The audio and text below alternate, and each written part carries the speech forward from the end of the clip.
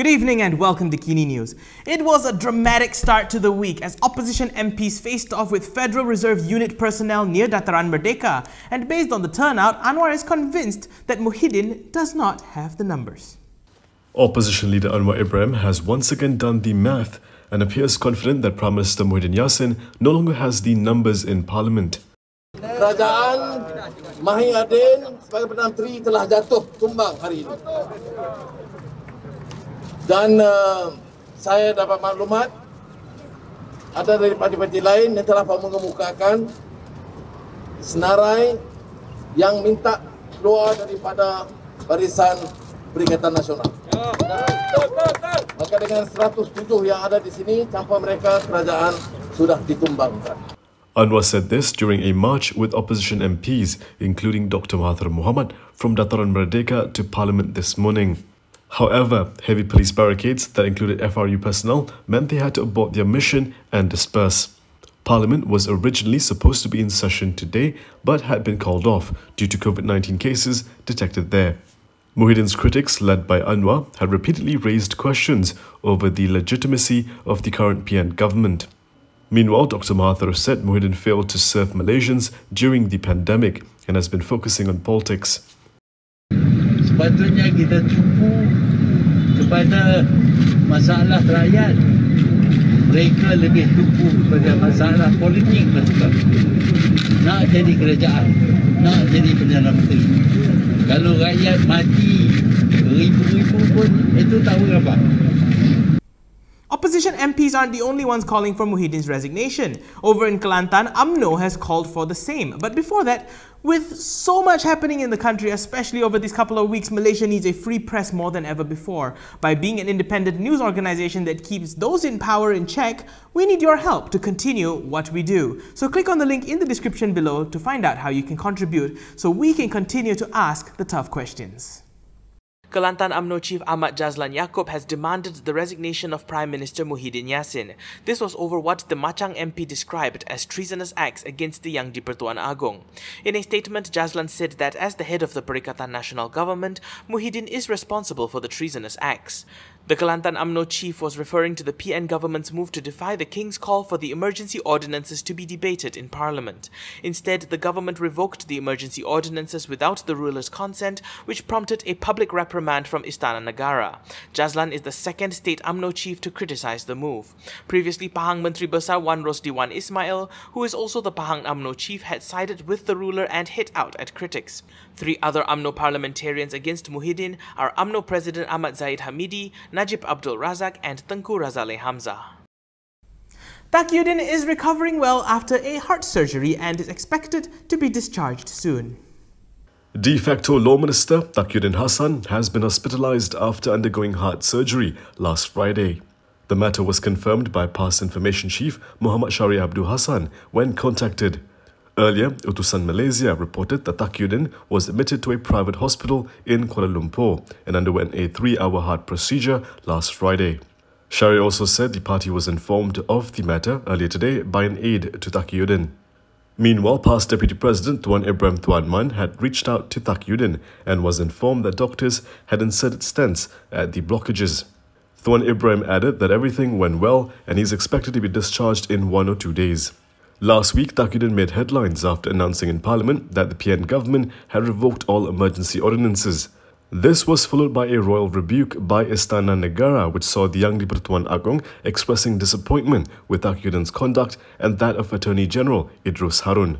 Istana Negara, in a statement last Thursday, said Takyuddin had misled Parliament on the annulment of the emergency ordinances. Ismail Sabri Yaakob may be the highest-ranked UMNO leader in the Perikatan Nasional government, but he still is not the UMNO president, and Puat Zakarshi wants him to know that. Ismail Sabri Yaakob may be Deputy Prime Minister in Muhyiddin Yassin's PN administration, but in UMNO he is only the Vice President. UMNO Supreme Council member Puat Zakarshi said this means Ismail Sabri cannot bypass the party's leadership. Puat added that being Deputy Prime Minister does not give him a ticket to bulldoze the UMNO President and PN Chairperson. Puat hit out at Ismail Sabri after it was announced that Ismail had chaired a meeting involving 40 MPs from the BN coalition, who unanimously supported the government under Prime Minister Muhyiddin Yassin's leadership. Initially, this was disputed by BN Executive Secretary Muhammad Safri Abdul Aziz, who issued a statement denouncing the statement from Ismail Sabri as fake. However, Ismail Sabri himself, Nasri Aziz, and Anwar Musa confirmed the meeting and that the letter of support was genuine. Puat said that if such matters were allowed to proceed, the party would be destroyed, and asked if Zahid was properly informed of the meeting. The police have begun probing participants of the Lawan protest that took place last Saturday. Several participants of the #Lawan protest against Prime Minister Muhyiddin Yassin in Kuala Lumpur on Saturday have been questioned by the police. Lead counsel Raj Surian Pillay told Malaysia Kini that the 11 participants were called to Dang Wangi Police Headquarters this morning to have their statements taken, and most of them were released by 12:30 p.m. He said, so far, nobody has been called back for further investigation. He also said participants would cooperate fully with the police. Raj Surian said he anticipates more people to be called by the police for investigation, as Inspector General of Police, Akril Sani Abdullah Sani, yesterday confirmed 29 individuals were identified in the protests. The participants are being investigated under Act 342 and Regulation 17(1) of the Infectious Diseases Prevention and Control Regulations and other relevant acts. So far, no compounds have been issued. Good Morning G-Sure is the first plant-based and complete nutrition drink made in Malaysia. It is suitable for those who are lactose intolerant. Research made by local universities found that more than 90% of our Malaysian population are lactose intolerant. Lactose intolerance can cause bloated stomach and diarrhea. Good Morning G-Sure helps to improve the immune system, reduce the risk of illnesses, and helps to improve general well-being and strengthen our bodies. A happy family starts with a healthy family. I'm still active, healthy, and going strong at the age of 52. It has to be Good Morning G-Sure.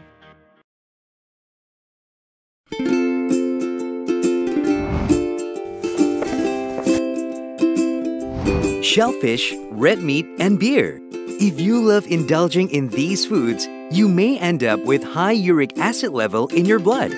These foods consist high level of purine, a substance that will eventually break down into uric acid and be excreted through our urine. It is recommended that the amount of dietary purines should be kept between 600 to 1000 milligrams per day. Having too much uric acid in your blood can cause attacks of gout. It can also cause kidney stones and blockage in the kidney. The crystallization of the excessive uric acid in your blood can be eased by reducing purine-rich food to only 100 to 150 milligrams daily, maintaining a healthy lifestyle, and consuming urinary alkalinizer like Ural. It consists of sodium bicarbonate, citric acid, and sodium citrate that increases the urinary pH and solubility of uric acid to prevent crystallization. Best of all, it's lemon-flavored and sugar-free. Ural, effective urinary alkalinizer. Neutralize your uric acid problem now.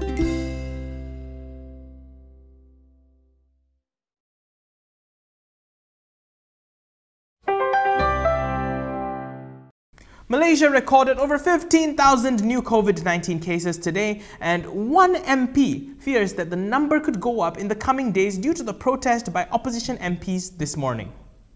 Jelebu lawmaker Jamaluddin Alias has criticised opposition MPs for risking the spread of COVID-19 with this morning's protest. He said the actions of gathering at Dataran Merdeka today not only posed a risk to all MPs, but also the authorities, media practitioners and supporters who attended the rally.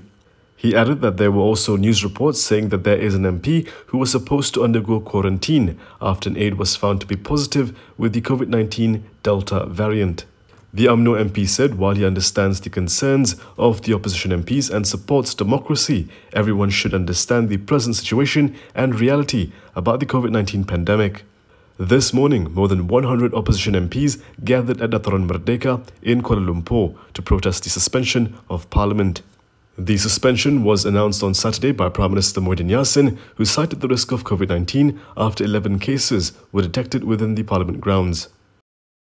That's a wrap for Kini News today. For more stories, you can go to kinitv.com. Don't forget, you can also follow us on social media, on Instagram, Twitter, YouTube and Facebook to get the latest headlines as well. If you'd like to support the independent media, do consider a subscription to malaysiakini.com. When you're heading out, don't forget that mask, and when you can, do try to stay home. I'm Daniel Anthony. Thank you for watching, and as always, stay safe, Malaysia.